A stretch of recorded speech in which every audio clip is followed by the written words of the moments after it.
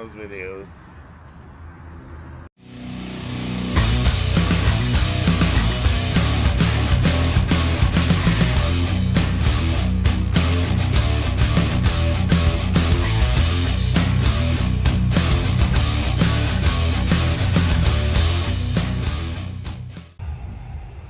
Let me take you to a time not too long ago where the Orange Man was in office. I've been sober for a while. I finally got my life together. And I have a good enough credit score to buy a house. I've got $35,000 in a savings account. My credit score is high. I finally got my life together. I'm working as a senior manager for a large general contractor. I've got a side job as a general contractor, and I'm pulling in anywhere from $600 to $1,000 a weekend. Extra money. That's what, almost $4,000 a month on a good month? I'm just raking in the money. The wife's a board-certified massage therapist. We've never done better financially. Me, the screw-up of the family, the guy they said was going to die in a gutter, the one who just couldn't get his crap together. I bought my first home. Was it our dream home? No, but it was ours, and we were making it our dream home. I had my garage. The wife's got her garden. We have a swimming pool. It's awesome. Man, there's even a park across the street. There's a little grade school over there, and the street's a park, so it's all open. It's beautiful. It's a nice, quiet neighborhood. Then 2020 happens. The Democrats take power. They systematically destroy the economy. They lock us down for no reason. The media lies to us, lies to their teeth. Anybody who's on YouTube watches YouTube videos. That means you're not just watching CNN. You're not just watching MSNBC. You're watching all the little channels like Tim Pool, Joe Rogan, Jordan Peterson, all of them, all the channels, so you can get a much better idea of what's really going on. And for those of us who are able to discern for ourselves, we see that, a lot of stuff's not making sense. So we don't go with the flow. We kind of do our own thing. But in the meantime, I lost my second income. It got shut down because of COVID. My wife, she lost her income. She was going to school to become she was working on an advanced biology degree. She's only got one semester before she gets it. But to put the kibosh on that, so here we are, stuck in the mud, stalled, slowly eating into our savings, our credit card limits. They're increasing. Everything that I worked so hard for is just being chipped away at, gnawed away. Taxes go up. I can't claim anything anymore. All of a sudden I owe the IRS. And the bills keep going up. They keep compounding. And next thing you know, we don't have any money in our savings account anymore. And it's just slowly and steadily getting worse. But we're weathering the storm, man. We're resilient. I still got my main job. I go to work every day. And my wife, it was wonderful. She kind of became a stay-at-home mom, and the kids were really benefiting from it. So we agreed. We'll make that sacrifice. We put them we took them out of the public schools, and we put them in a charter school where they're more aligned with our principles. We said, we're gonna do this. We'll sacrifice a little bit of money, and we're gonna make it work. You're gonna stay at home with the kids. I'm gonna work my butt off. I'm gonna get promoted. I'm gonna get a raise. We're gonna do what we gotta do. Well, I did get a raise. I did get promoted, but I calculated this morning, the raise that I got doesn't cover the cost of inflation. So if anything, I'm making less money. What's the point of this video? Where am I going with all this? Man, I was driving to work today. I noticed my tank was, had 68 miles to empty. So I pulled into the gas station, ran my card, and it got declined.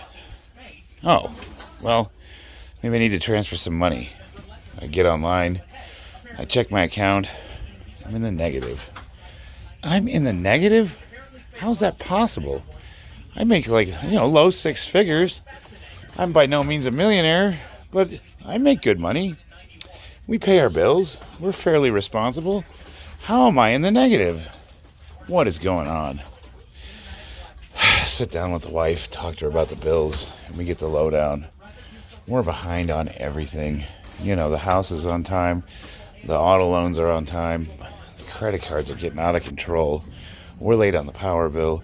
We're late on the gas bill. She's freaking out. I didn't realize that this was affecting her. But, you know, she's constantly depressed. She got into a car accident. Somebody rear-ended her and messed her neck up. So she's having a hard time. She's having a really hard time. She's in constant pain. And it's affecting our intimacy. It's affecting the kids. It's just difficult. And you know what? Life is hard. My wife's worried that I'm going to leave her. She said, I'm going to get fed up and leave her. And I told her, no, man. That's not what commitment is. You got to take the good with the bad. You know, if we didn't weather the storm, if we didn't weather the bad times, we could have never made it this far. Ever. You were with me when I was at my worst. I'm going to stick with you through hell or high water.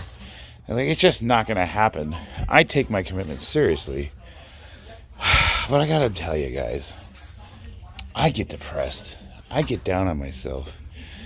And that's, you know, whenever I do that, I make one of these videos. I'm just staring into the abyss, and it's staring back at me. And sometimes I just don't have an answer. And the best thing I can come up with is I got to remember that we are strong, we are resilient, and I need to start counting my blessings, all the wonderful things. I should have been dead years ago. I was that guy that was going to die drunk and alone in a gutter. I was going to be mangled in a car accident.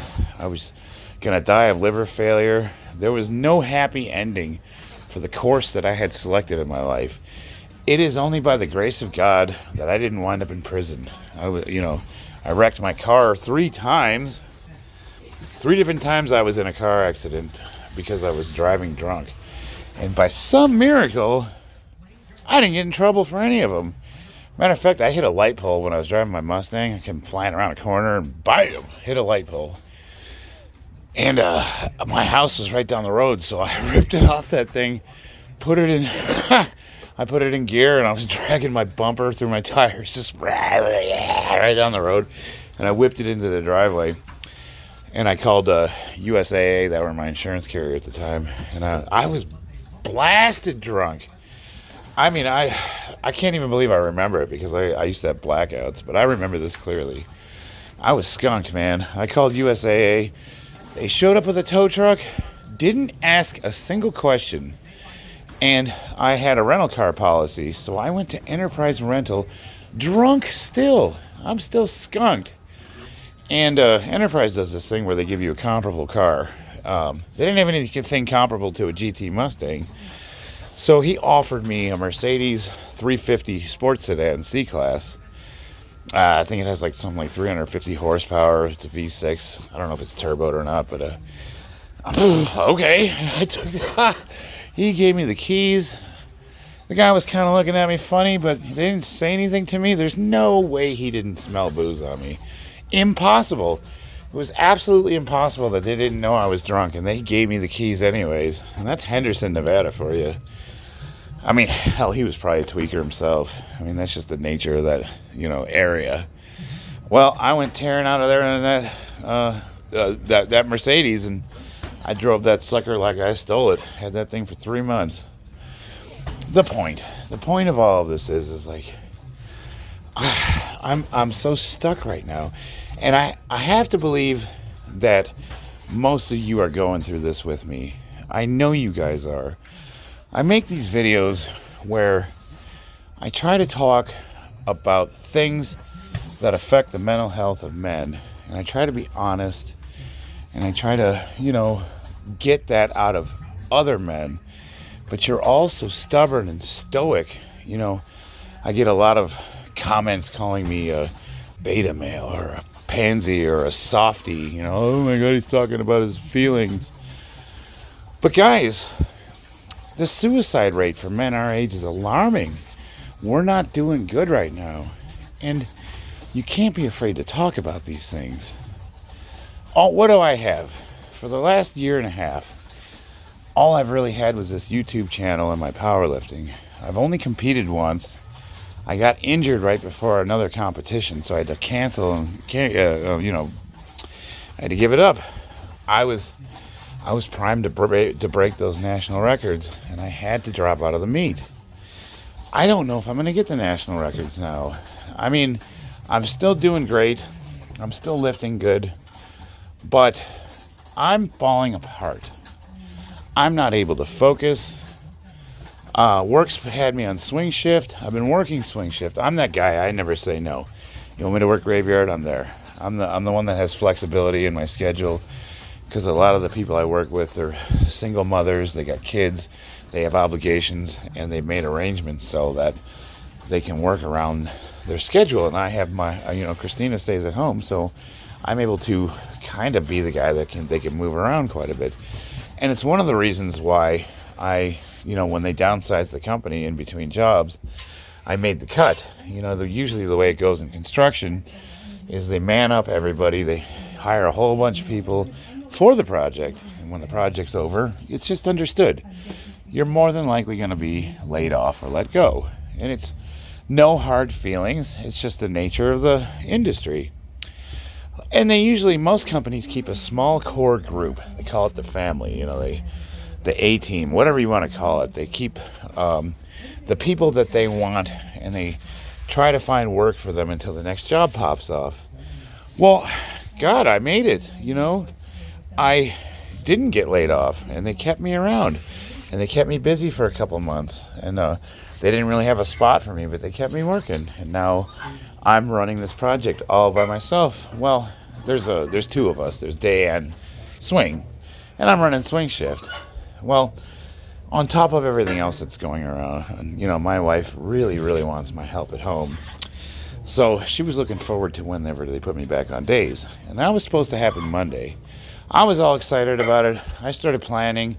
I renewed my gym membership. I started calling everybody, said, hey, we're going to start training again in the afternoons. Things are looking great. And I just found out today they have to keep me on swing. So now I got to call those people back, cancel all those plans. Just a big, depression is the lowest form of self-pity. And I know you guys don't want to hear a grown man whine and cry about his life, especially when I know we're all going through it right now.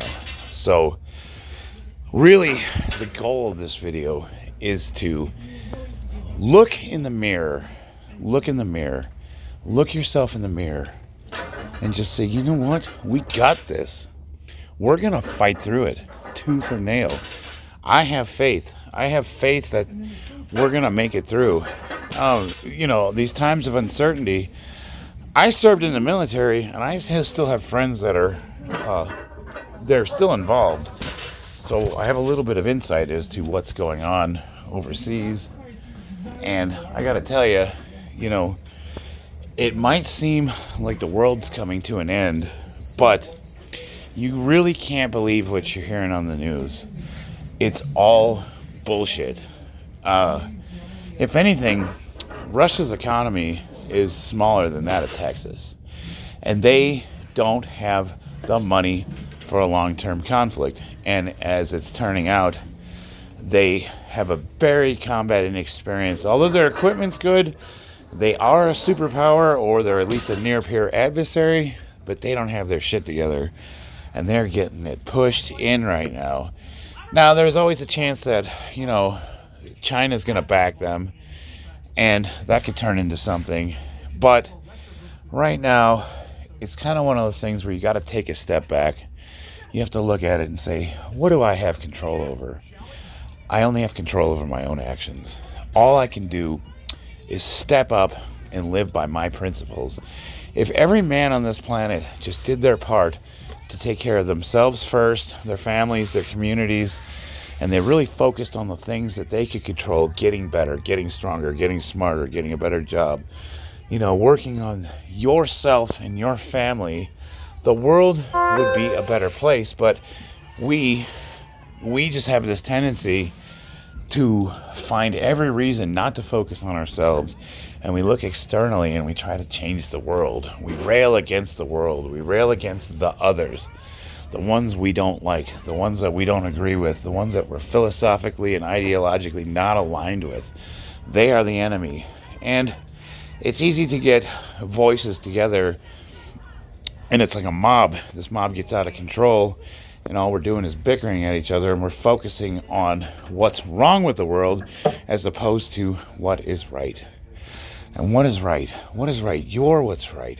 Every day that you go in that gym and you decide to pick those weights up, even though you suck at lifting and you're failing at all your lifts and you're just hurting every day, and what you thought was going to be an easy accomplishment is turning out to be a near impossibility, and for some reason you keep going.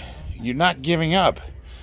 God, I know, I watch these videos of me hitting that heavy bag and it's embarrassing. You know, I'm trying to present myself as a skilled fighter, and here I am, I'm in my late 40s, I can barely move, and it's just not happening. In my mind, I thought it was going to be easy. I thought all I would have to do is lose some weight, do some stretching, get stronger, and start doing mobility stuff, and it would all come back just like riding a bike. And it's like my feet are made of lead, my ankles don't work, my knees don't work, my back doesn't work, nothing works. And then I think to myself, what am I doing this for? What is the point? I'm never going to be good at this. Stop it. It's not about that. It's not about that.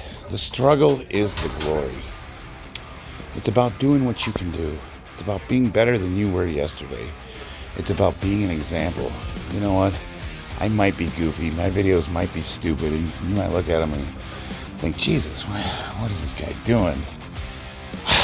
I really thought, I don't know, I keep trying things on YouTube. I keep trying different formulas. I keep tweaking it, and I'll get these videos that pop off and they get 1,500, sometimes 2,000 views, and I go, I got it, finally.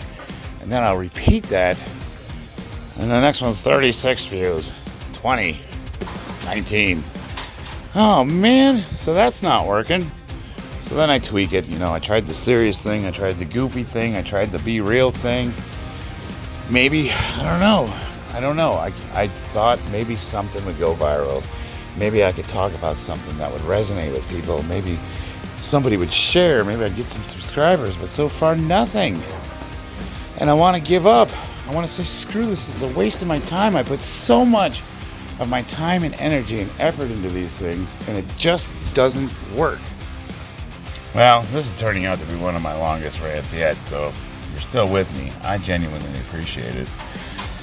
I guess I wanted to express my frustrations with you guys, but I also wanted to express the sentiment that I really do truly believe that I'm blessed. Like, I have it way better than I deserve. And I am the kind of guy that, almost to my detriment, I will keep at it until I either fail or, well, usually either till I succeed or I bomb miserably. Like I'm going out in flames. I'm not going down without a fight. I really want to fight somebody. I really want to get into it. I want to get into actual combat with somebody. I think that's what I'm missing in my life. It's just that, you know, I've become, what's the word? Domesticated. But anyway, hopefully this was a good message for some of you guys. Don't give up. Keep punching. You gotta kick at the darkness until it bleeds daylight.